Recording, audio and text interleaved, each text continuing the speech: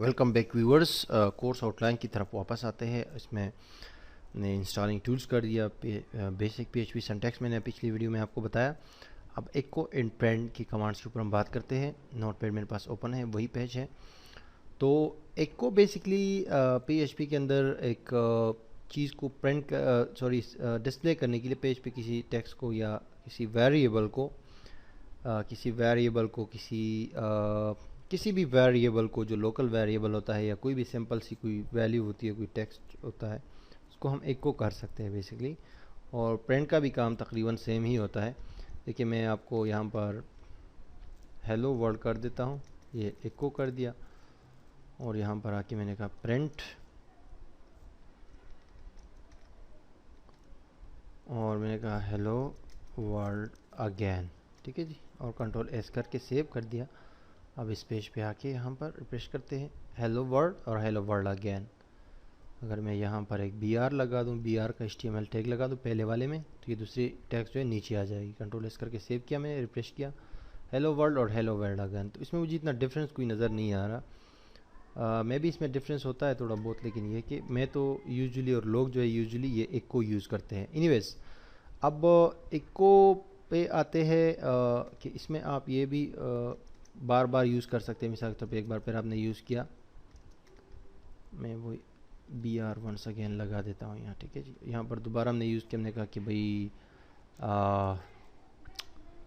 एक B tag हमने लगाया, हमने कहा व्हाट्स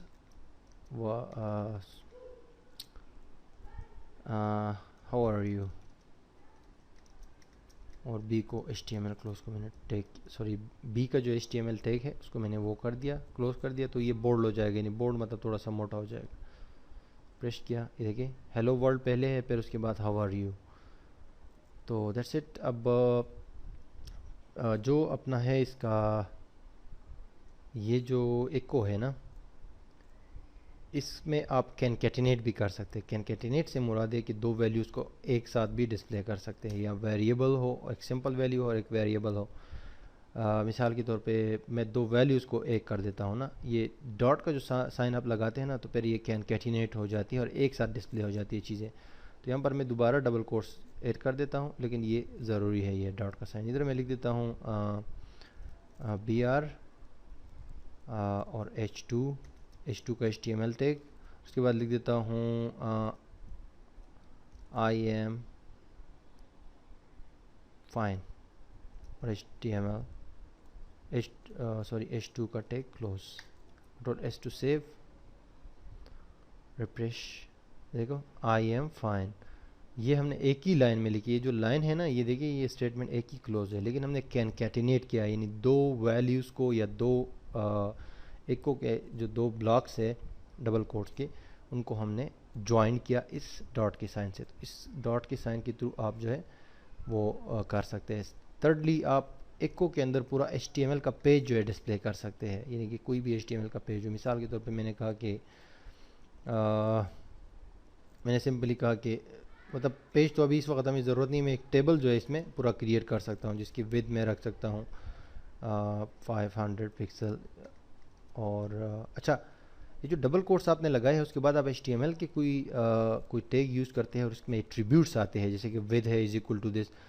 तो यूजुअली तो हम इस HTML के एट्रीब्यूट को डबल कोट्स देते हैं ना, लेकिन यहाँ पर चूंकि डबल कोट्स ऑलरेडी यूज़ हो रहे हैं, वो इस इको के स्टेटमेंट का हिस्सा है।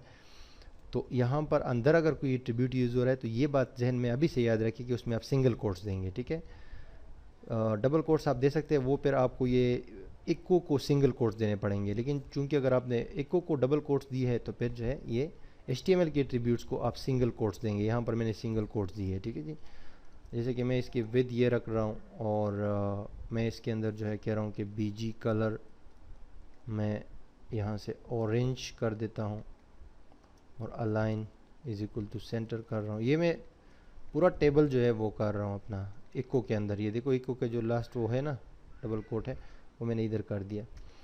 और इसके बाद जो है मैं इस टेबल को क्लोज कर देता हूँ।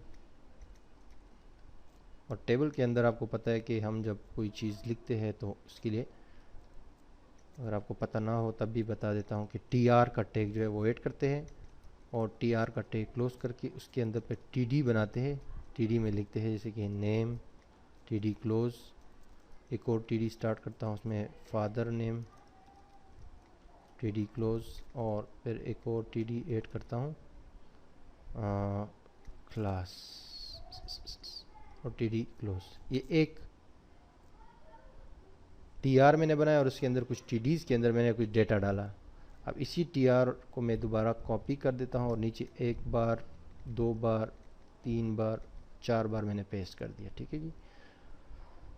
और ये सारा जो टेबल है और उसके अंदर जो डेटा है ये मैं एको कर रहा हूँ। बेसिकली पीएचपी के अंदर जो है मैं एचटीएमएल का पूरा जो है एक टेबल जो है वो एको कर रहा हूँ, ताकि आपको अंदाज़ा हो जाए कि एको के कमांड के ज़रिए हम बड़ा कुछ कर सकते हैं डायनामिकली। ये हम इस तरह भी रख सकते हैं कि अगर कोई बंदा किसी चीज़ बटन पे क्लिक करे तो इस तरह की बड़े टेबल आ जाए, कोई बड़ा पेज आ जाए डायनामिकली। अब मैं यहाँ पर आके रिफ्रेश करता हूँ तो ये आप देख सकते हैं ये पूरा जो है मैंने इसको सेंटर पे किया था ना, तो ये देखिए आ रहा है ना, name name name name name father name, ये से मैंने डेटा डाला हुआ है डेमी। तो लेकिन ये पूरा टेबल जो है वो यहाँ पर आपका डिस्प्ले हो गया है। अगर मैं यहाँ पर इसको बॉर्डर दे दूँ, border is equal to 2 points, और कंट्रोल एस करके अपने कीबोर्ड से सेव कर लूँ और रिफ्रेश करूँ तो ये आप देख सकते हैं टेबल भी आ गया। और ये हम एको की कमांड की, पीएचपी कमांड की मदद से सिर्फ डबल कोट्स के अंदर इस पूरे एचटीएमएल के टेबल को हम डिस्प्ले कर रहे हैं। तो दैट्स वेरी सिंपल। ये तो हो गया। अब नेक्स्ट वीडियो में जो है